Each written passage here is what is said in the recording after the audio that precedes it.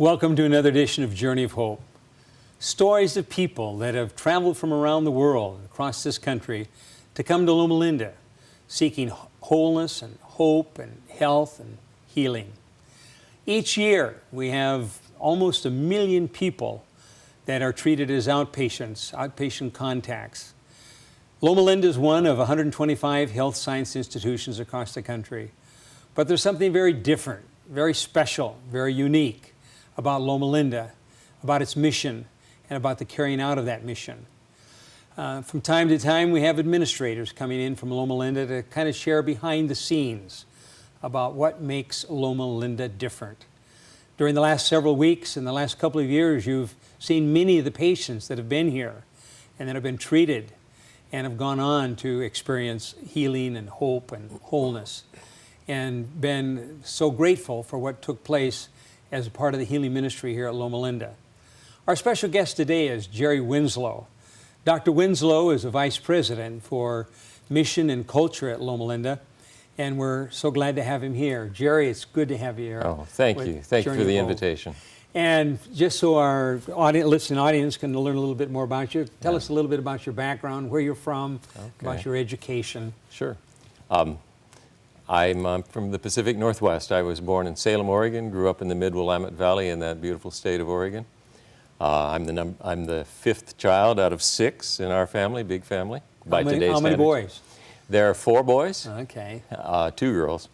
And so I grew up on a farm. Dad was a builder, Mom was a stay-at-home mom.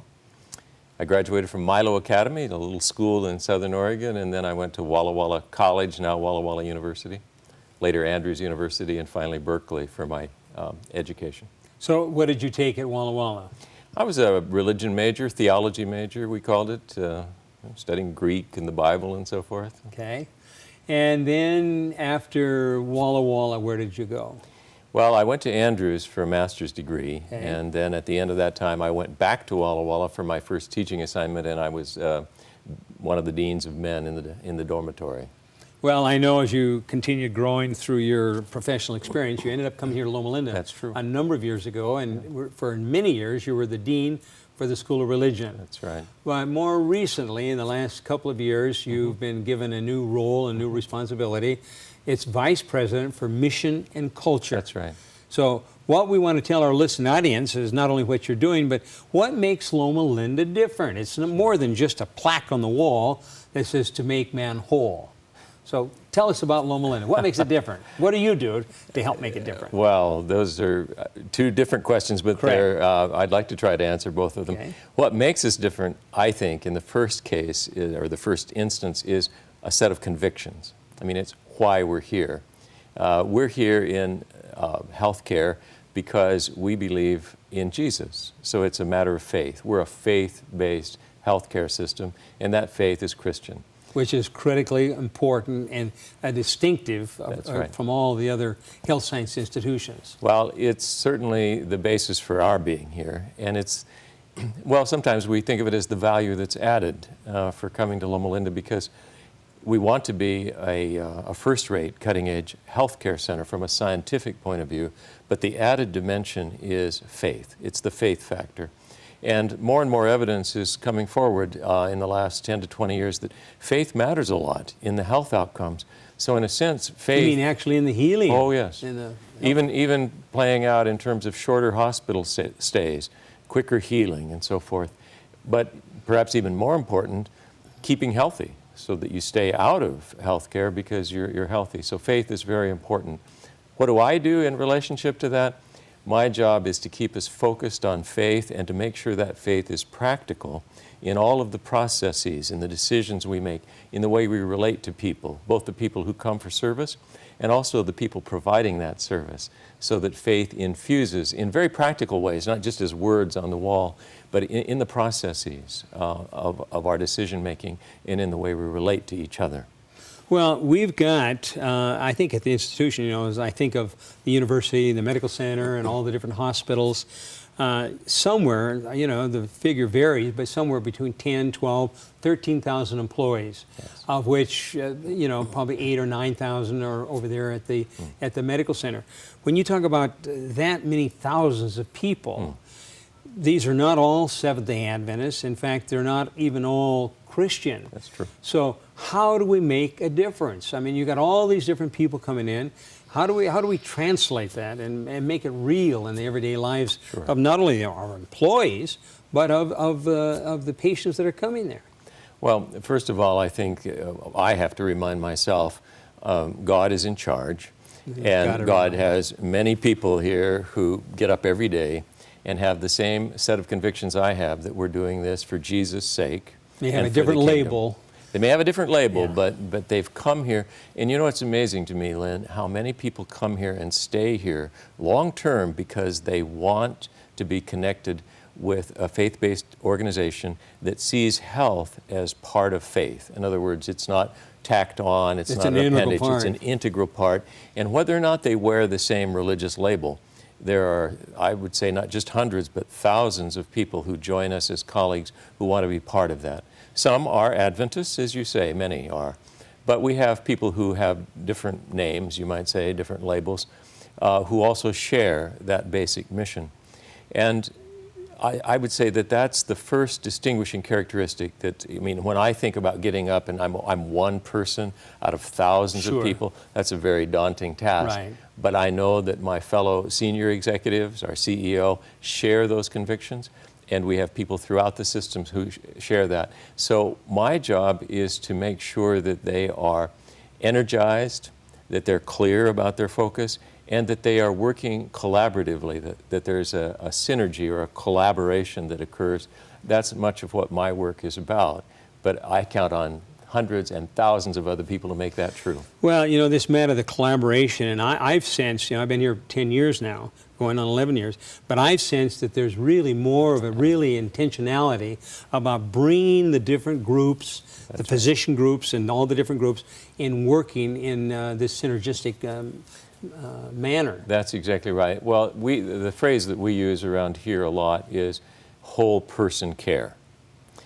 Even our motto for over 50 years has been to make man whole. That sense of wholeness, which goes beyond physical healing, which is important to all of us, but beyond that, the spiritual healing, the spiritual core of meaning and purpose. What's it all about? And we realize that for real wholeness, that spiritual core needs attention. So we really seek to have spiritually nurturing care every day. And in order to have whole person care, we can't have fractured systems that are uncoordinated. So I think one of the reasons that we have, beyond a business reason even, for having a coordinated, collaborative approach to healthcare is because we want the person to be treated with respect as a person and experience wholeness here. We want that for our colleagues who are healthcare professionals as well. You can't give something you don't have. Yeah, I know that Loma Linda has been here in this place for over 100 years. Yeah. And, you know, I want to believe that we're carrying on the same mission that this started out as. You know, originally it was called College of Medical Evangelists. Exactly. Now it's Loma Linda University, Loma Linda University Adventist Health Science Center. But are we really remaining true to what we started out, or have we kind of branched out and broadened out, or are we still kind of focusing on the same thing? I think we are. In fact, I feel a strengthening over the last several years. Really, I have great heroes as I look back over the past, led for a number of years by Dr. Behrens, who had a real heart for mission. And I think she helped us to strengthen our focus. Her successors, Dr. Hart, Mrs. Fike, and others have carried that on because we want that distinctive emphasis on faith. And we want to find people to come and help us with that. If we didn't have that, we would have given up on a 100-year heritage, more than 100 years, and we would have given up on the thing that really makes us have a distinctive purpose in the world. So we don't intend to give up on that. We're going to strengthen that. You look for signals as to whether that's true or not. One of them is, that I see, is the thousands of students who apply for positions in a faith-based health science education center. We have, I wish we had space for all of them, but we have. Really, we're talking about thousands that are applying. We often have hundreds of applicants for positions in our schools, and certainly scores of applicants for many of those positions. And what that tells me is that there are a lot of students who would prefer to have an education in a faith-based setting. So that's one indicator. Another one that I see is that, just take our medical students, for example. There are more medical students today on what we call deferred mission appointment. That is, they've signed up to be missionaries. You mean from Loma Linda? From Loma Linda, than we've ever had before. Really? There's a keener interest in that than even in the past. And so that's another indicator. You look for those indicators. That's a great indicator, because many of these young people that are getting out of school, you know, they got a big debt and want to get out on the, you know, begin earning and making things back, but they're making a commitment to go to the mission field. That's right. Okay. That's very important. And I could go on in that vein. I think we have more students going out during their education to various parts of the world on temporary mission assignments than we've ever had before. Now, just I'll interject something here. For our listening audience, we're not only talking about physicians. That's here. right. What are some of the other areas that we're talking about? We have 8 schools. Since my wife teaches in the School of Nursing, I better give them pride of place here. The oldest school in our university is the School of Nursing, starting in 1905. Okay. And the next was the School of Medicine. And then over the years, along came the other schools. The School of Public Health, the School of Dentistry. There's a School of Science and Technology that has a number of programs. There is the School of Allied Health Professions that has many of the health professions in it. You already mentioned the School of Religion, which focuses especially on the clinical setting in its programs. And I hope I probably did leave some important one out. We probably should mention pharmacy. That's right. our newest school, the School of Pharmacy. But so all these people are coming together in all these different schools. So it's not only people that are taking medicine that are going overseas? Oh, no, there are students going over. Well, since we just mentioned the School of Pharmacy, they have had students going out on mission assignments even as our newest school. Really? Okay, so how long has there been a position for a vice president for mission and culture? And if it hasn't been around for years, what is that telling us about the recognition of a need? Well, since I'm coming up to an anniversary, I know exactly how long it's been. It hasn't been quite 3 years. This September, a couple of months away, I will be in this office 3 years, and I'm the first incumbent, I guess you could say, to hold the office. That doesn't mean that there wasn't a lot of focus on mission before. I think this position was appointed, though, because the hospital system, as it's grown from being 1 hospital to 2, and now we're 5 hospitals and soon to be 6 hospitals, as we've grown out in size and complexity and geographically, there was a recognition that we needed a senior level executive who was looking after mission. And the other word we use is culture. That's just our word for the character of the organization. When you meet a person, you learn about their character over time. And when you meet an organization, you learn about its character. So I like to think of it as mission and character, or we use the word culture. But I think there was a recognition that there needed day in and day out attention. Somebody with that full responsibility. Full responsibility, who could build a team. And certain obvious departments report to me, like the chaplains. And we have a department of spiritual care, that we call it employee spiritual care. But there are other departments related to human resources, international outreach, and many others that all come under that umbrella. Under that umbrella of what we call mission and culture. Okay. Well, tell us, how do we make this thing practical? I mean, with all these employees, and you're talking about the physicians, and I remember I attended a morning rounds. I was invited as a former patient to attend a morning rounds, and one of the physicians that was from out of state indicated the hesitance that he had to get involved in spirituality and religion and so forth, and it was just very awkward for him. So what are we doing to help our people, our physicians, and all the different people that are involved here? Because it's not only the physicians, I mean, we're talking about everybody that's involved here. What are we doing? Well, let me mention 4 things that we're doing, and then I'll add a few. But just to keep it simple, I was looking for a memory device a while back that would and it might be interesting for our viewing audience as they're thinking about it. Suppose that one of our viewers, or any one of them, would be challenged with the challenge of helping our organization be more faithful, more of what we were called to be as a faith-based organization. what would the viewer do?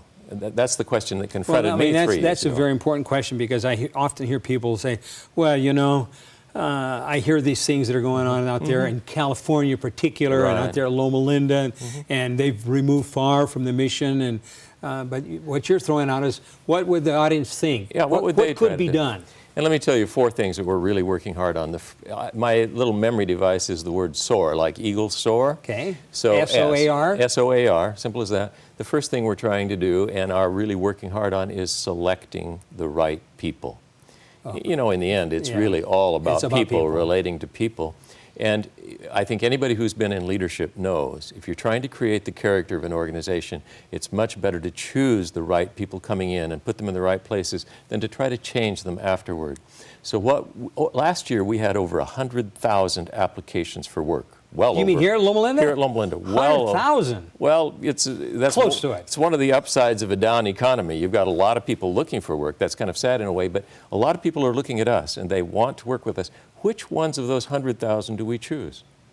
How do we know? Now, how do you narrow it down? How do we select for alignment with mission so that we're choosing people who really want to help us with the faith-based mission? We've developed a program for that is very intentional.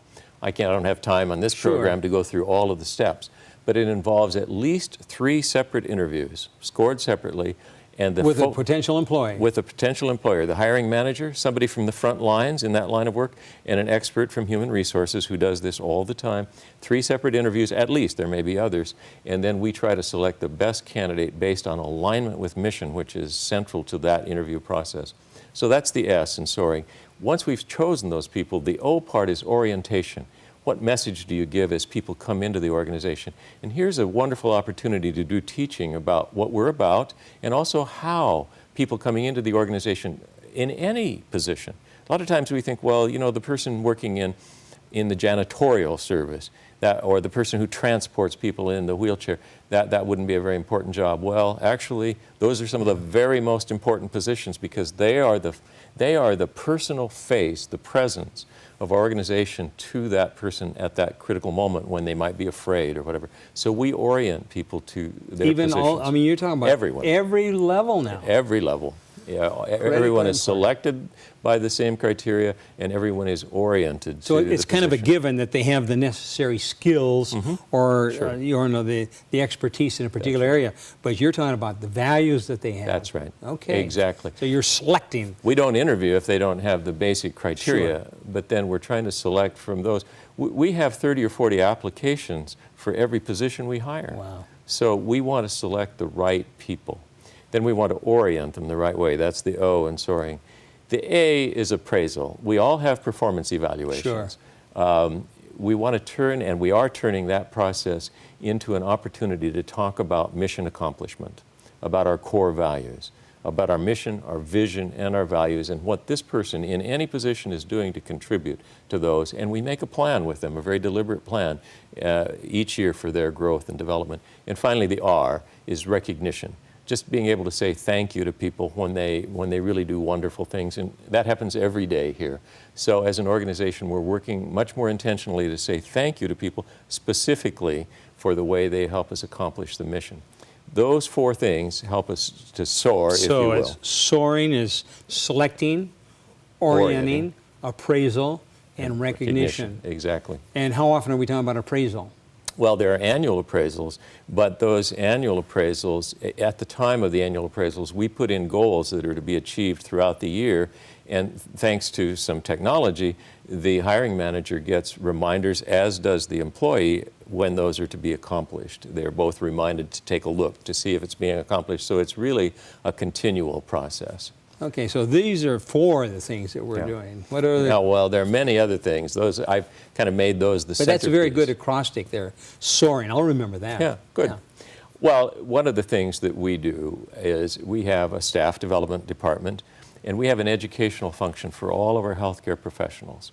We've really worked hard over the last couple of years to develop a leadership curriculum that is completely mission-focused, so that we're developing leaders all of the time, because certainly one of the things I've learned over the decades, and I bet you have too, is that leadership matters.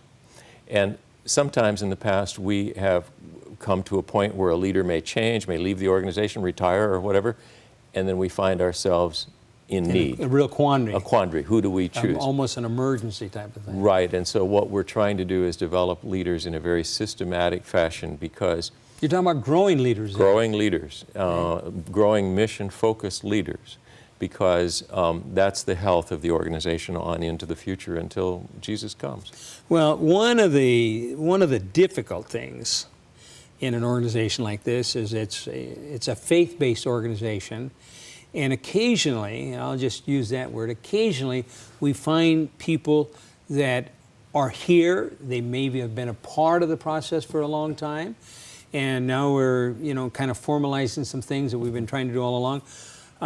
It gets to be very difficult when we find somebody that doesn't fit in. What do we do? I mean, how can we be a faith-based institution and then, have to let people go because they're not fitting in?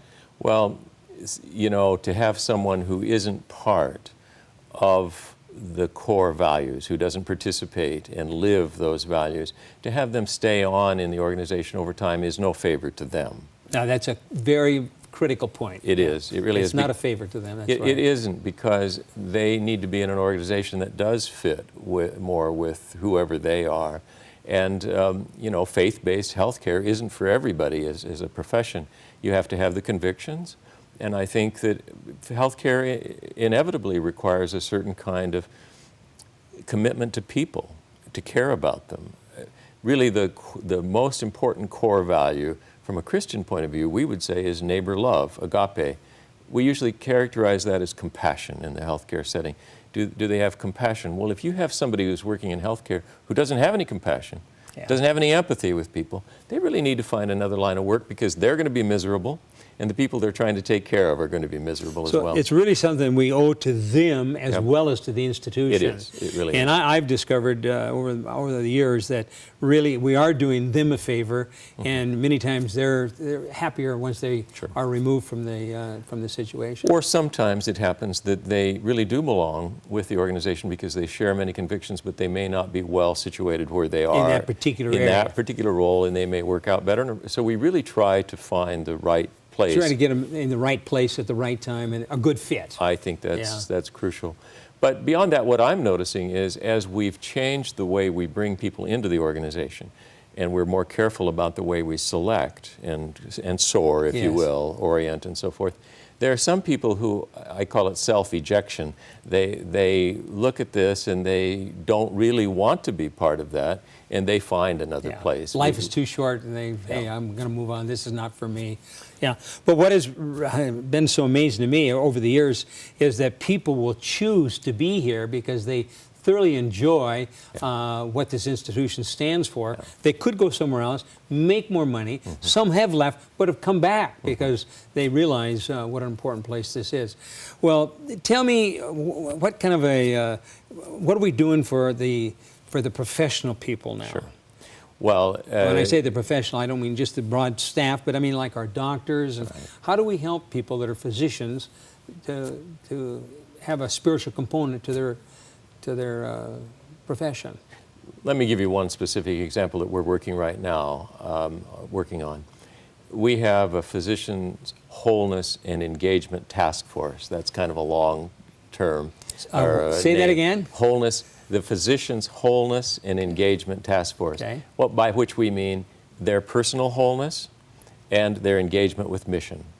And it's co-chaired by a physician, Dr. Dan Jung, and by myself.